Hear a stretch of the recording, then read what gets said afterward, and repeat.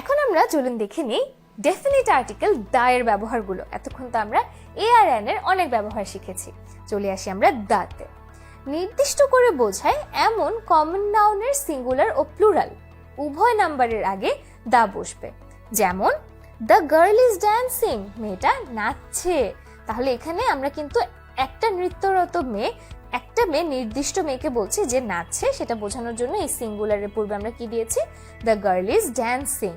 প্লুরালের ক্ষেত্রে the children are playing, আমরা একটা নির্দিষ্ট বাচ্চাদের গ্রুপের কথা বলছি যারা খেলছে। এখানে চিলড্রেন আর দ্য গার্ল, চিলড্রেন আর গার্ল এ দুটোই কিন্তু কমন না, কিন্তু আমি নির্দিষ্ট করে ওদেরকে মিন করছি বলে এখানে দা বসেছে। এক জাতীয় সকলকে বোঝাতে সিঙ্গুলার কমন নাউনের পূর্বে দা বসে।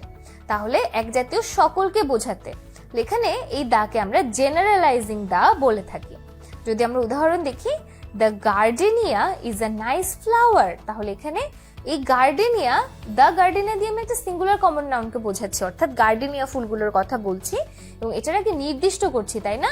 তাহলে এই নির্দিষ্ট করে আমরা এই ফুলটাকে নির্দিষ্ট করেছি, কিন্তু এটা জেনারেলাইজিং কেন? এটা একটা ফ্লাওয়ার, আমি প্রত্যেকটা গার্ডেনিয়া ফুলের কথাই বলছি যেটা একটা নাইস ফ্লাওয়ার। আমি যদি একটু ক্লিয়ার করে বলি, এখানে আমরা জেনারেলাইজিং করেছি, এই সবগুলো গার্ডেনিয়া ফুলের কথা আমরা বলেছি, এটাকে আমরা দা দিয়ে প্রকাশ করেছি।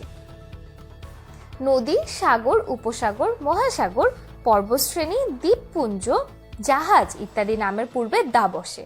কিন্তু যদি আমরা একটা মাত্র পর্বত বা একটা দ্বীপ বুঝাই তাহলে দা বসবে না। আরেকবার বলি, পর্বত শ্রেণী অর্থাৎ একসাথে অনেকগুলো পর্বত আছে, বা দ্বীপপুঞ্জ একসাথে অনেকগুলো দ্বীপ আছে, সেগুলোর আগে দা বসবে। কিন্তু যদি একটা মাত্র পর্বত বা দ্বীপ বোঝায় সেক্ষেত্রে দা বসবে না।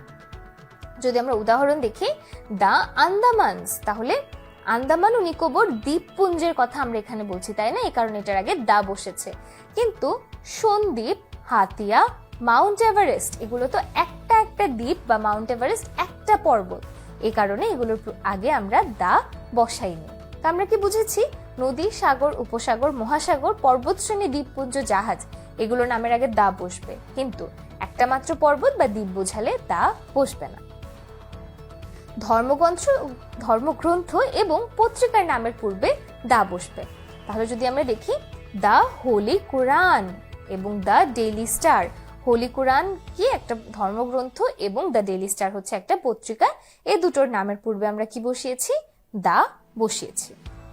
একক বস্তু, যেসব বস্তু একটাই আছে পৃথিবীতে, যেমন পৃথিবী ইটসেলফ, পৃথিবী, সূর্য, চন্দ্র, পূর্ব, পশ্চিম, উত্তর, দক্ষিণ এগুলোর ক্ষেত্রে এগুলোর পূর্বে দা বসবে। এখানে সূর্য বানানেও দীর্ঘ উকার হবে।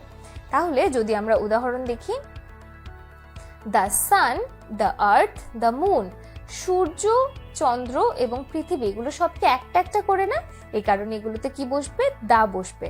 তারপর উত্তর, দক্ষিণ, পূর্ব, পশ্চিম, the south, the north, the West, the east সব ক্ষেত্রে কি হবে? যেহেতু দিকও একটা করেই আছে, এই কারণে এগুলোর আগেও দা বসবে।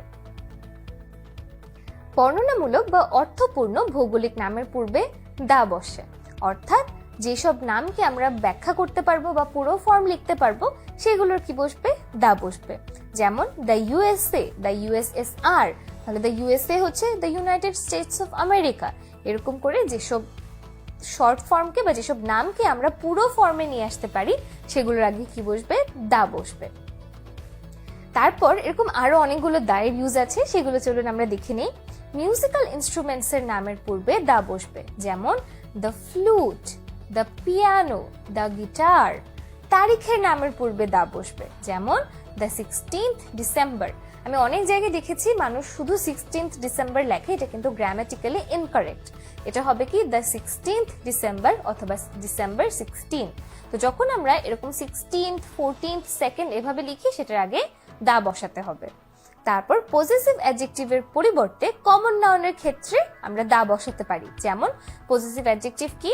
মাই, সেখানে আমরা কমন নাউন এর ক্ষেত্রে কি বসাচ্ছি? লেগ বসানোর জন্য I am injured on the leg, আমরা মাই না বসিয়ে বলতে পারি I am injured on the leg. জাতি ও সম্প্রদায়ের নামের পূর্বে দা বসবে, কেমন? The British, the rich, the Muslims. তাহলে এগুলো কি? ব্রিটিশ জাতি, মুসলমান সম্প্রদায়, এরকম জাতীয় সম্প্রদায়ের নামের পূর্বে আমরা দা বসাতে পারি। সুপারলেটিভ ডিগ্রি এর অ্যাডজেক্টিভের পূর্বে দা বসে। এত সহজ একটা রুল, কিন্তু এটা অসংখ্যবার ভুল হয়। সুপারলেটিভ ডিগ্রি এর অ্যাডজেক্টিভের আগে অবশ্যই সবসময় দা বসবে। যেমন he is the best player in the team, she is the tallest, he is the best. তো এরকম যখন আমরা কোনো কিছু অ্যাডজেক্টিভের সুপারলেটিভ ডিগ্রি লিখবো, সেই অ্যাডজেক্টিভের আগে দা বসবে। দুজনের মধ্যে তুলনা বোঝাতে অ্যাডজেক্টিভের কম্পারেটিভ যে ডিগ্রিটা আছে সেটার পূর্বে আমরা দা বসাবো। যেমন Afrin is the better of the two students, Afrin হচ্ছে দুজনের মধ্যে বেটার। এখানে কম্পারেটিভ ডিগ্রি কোনটা? বেটার। এটার আগে আমরা কি বসিয়েছি? দা বসিয়েছি। তাহলে Afrin is the better of the two students.